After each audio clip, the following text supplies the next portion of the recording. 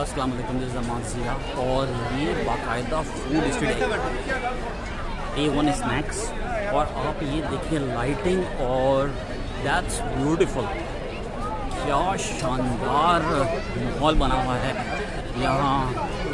आप देखें DH कराची क्या खूबसूरत जगह बनती है और ये माशाल्लाह माशाल्लाह must visit here.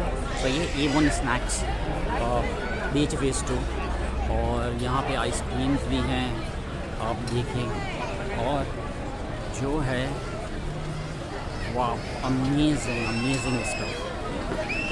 This is really cool. और यहाँ चाय और स्नैक्स वगैरह शानदार हैं। तो Tropic Gulshan sweets and baker